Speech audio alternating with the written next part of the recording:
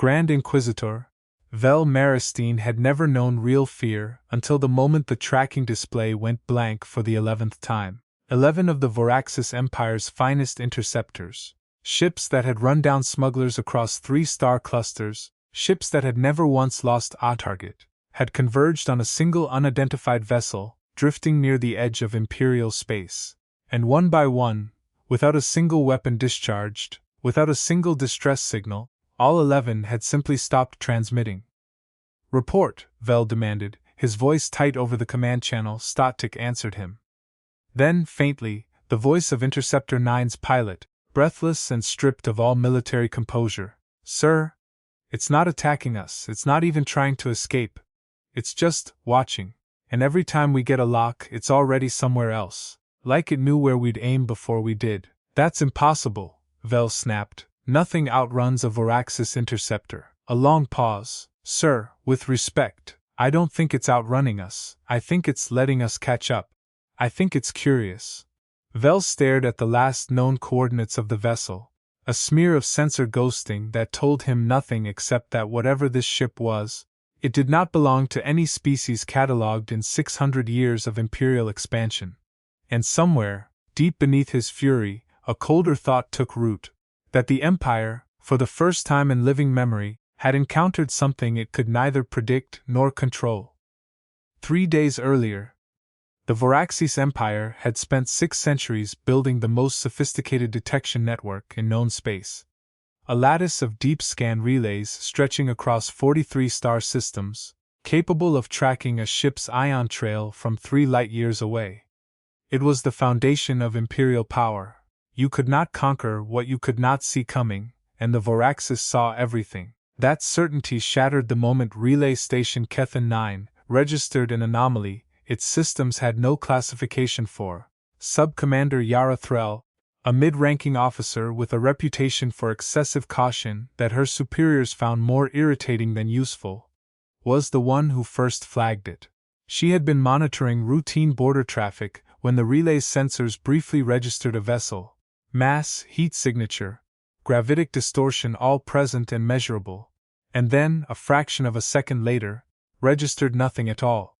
Not cloaked, not destroyed, simply absent, as though it had never been there, except that the readings persisted in the logs, stubborn and undeniable.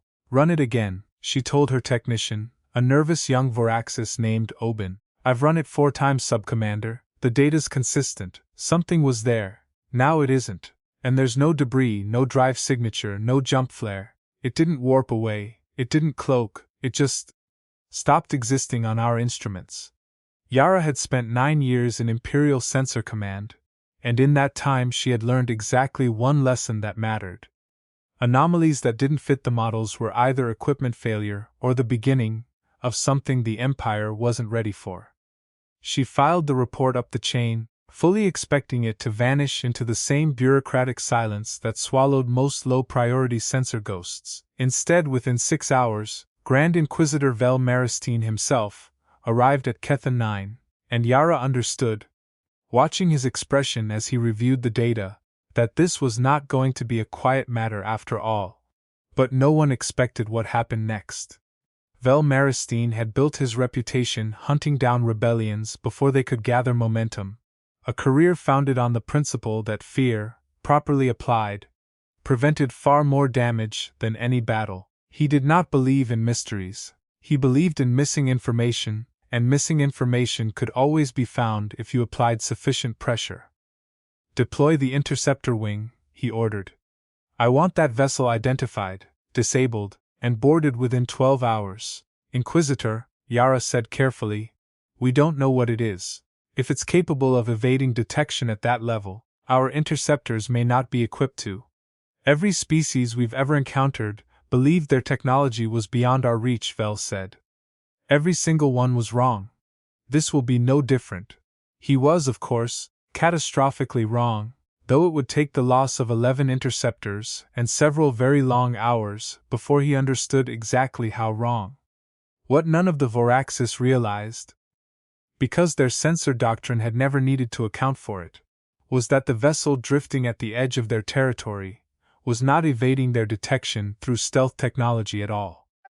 It was doing something far stranger. It was learning their scanning patterns in real time and adjusting its own signature output to remain perpetually one calculation ahead of whatever method they used to find it. Not hiding, predicting, the ship was human, and its name was the Quiet Word, a deep survey vessel belonging to a small, independent research consortium operating far beyond the reach of Earth's formal defense fleets. It carried a crew of 6, led by a soft-spoken astrophysicist named Dr. Naomi Ferris, who had spent 11 years developing adaptive signature masking technology for a single, unglamorous purpose: studying dangerous stellar phenomena up close without becoming a casualty of them. She had never intended to be found by an empire. She had certainly never intended to become one. The Council had made a terrible mistake. Aboard the Quiet Word, tensions ran higher than Naomi wanted to admit. Her tactical officer, a former Earth Fleet lieutenant named Marcus Oyalaran, who had joined the consortium after growing disillusioned with military bureaucracy, paced the narrow observation deck with barely restrained frustration.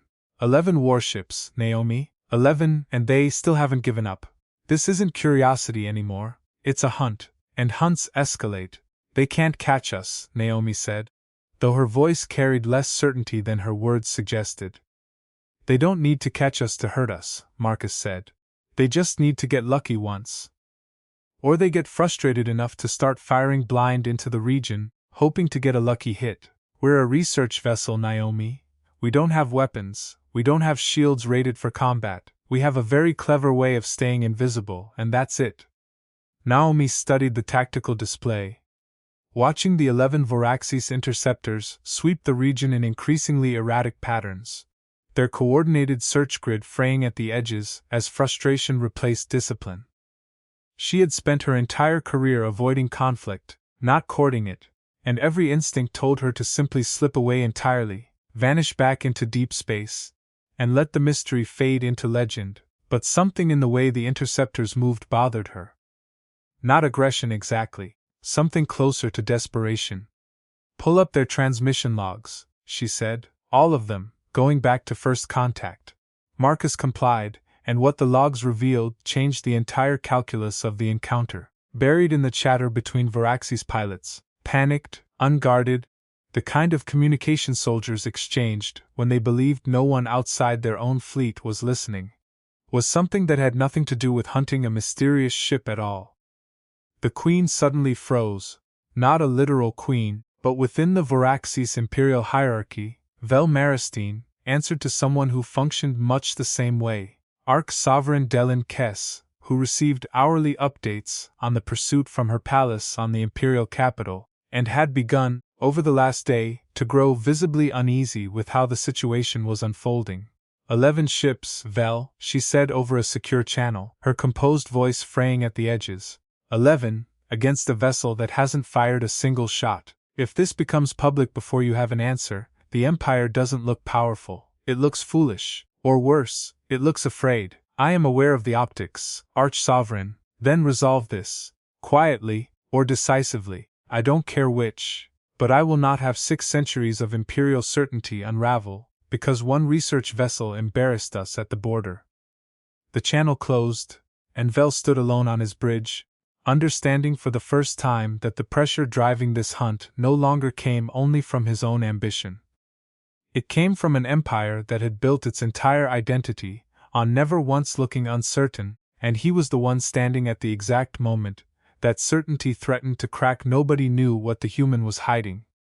They're not just curious, Naomi said slowly, reading through the translated fragments. Marcus, look at this. Grand Inquisitor Vel Maristine, the one commanding this hunt, he's not doing this out of simple ambition.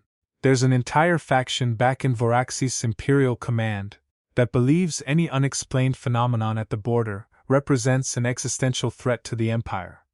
Maristine's career, his entire political position, is built on hunting down exactly this kind of anomaly before it can, in his words, destabilize the foundations of Imperial certainty. So he's not just trying to identify us, Marcus said, understanding dawning. He's trying to prove the Empire can still control everything it doesn't understand. If he goes home empty-handed, having lost 11 ships to a vessel he can't even classify. He loses more than a hunt, Naomi finished. He loses everything the Empire believes about itself. That's not a man who's going to stop chasing us. That's a man who can't afford to. The observation deck fell silent as the weight of that realization settled over the crew.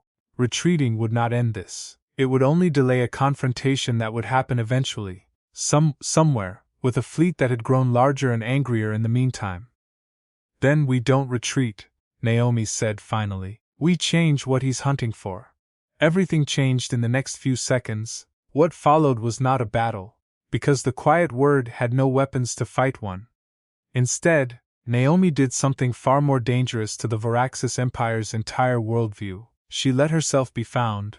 The quiet word dropped its adaptive masking entirely, appearing on every Varaxis sensor simultaneously, broadcasting on an open channel in flawless, painstakingly translated Varaxis standard.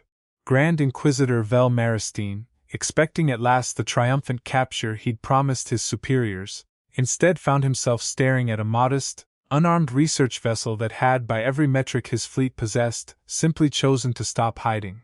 Grand Inquisitor Maristine, Naomi's voice came through calm and deliberate. My name is Dr. Naomi Ferris.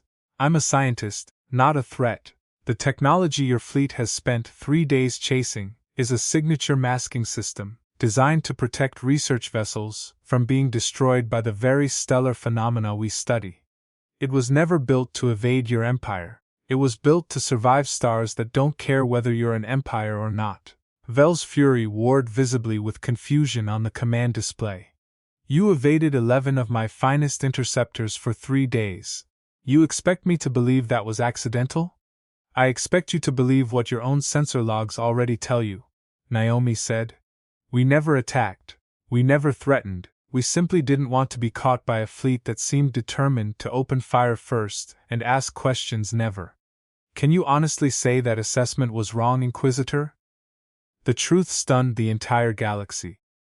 It was Sub-Commander Yara Threll, watching from Kethan 9, who finally broke the tense silence that followed. Not with a challenge, but with a question that would ripple through Imperial command for years afterward. Inquisitor, with respect, we've spent 3 days and 11 ships hunting a vessel that never fired a shot, never threatened a colony, and only wanted to remain unseen while it did its work. What, exactly, does capturing it now accomplish? Beyond proving to ourselves that we can? Vel Maristine stood in silence, on the bridge of his flagship, the weight of 600 years of Imperial doctrine pressing against a truth he had never allowed himself to consider, that not every mystery was a threat, and not every unknown deserved to be hunted down and broken until it fit inside a category the Empire already understood. Stand down the fleet, he said finally, the words costing him more than any battle ever had. Dr. Ferris, my apologies for the pursuit. It seems the Empire has more to learn about curiosity than I was prepared to admit. Naomi allowed herself a small, tired smile. Most discoveries start that way, Inquisitor. The only question is whether you choose to learn from them, or simply chase them until they disappear for good. Word of the encounter spread through Varaxis space within weeks, reshaping quiet conversations in council chambers across the Empire, not through official proclamation, but through the simple, stubborn persistence of a story that refused to fit the old doctrine, that an empire built on hunting down everything it didn't understand had finally met something that chose, instead of running or fighting, to simply be understood. And somewhere at the edge of the border, the quiet word slipped back into the deep dark to continue its work, carrying with it a lesson far larger than the empire that had chased it. That the bravest thing in the universe was rarely the loudest, and the most dangerous unknown was often nothing more than someone quietly trying to survive.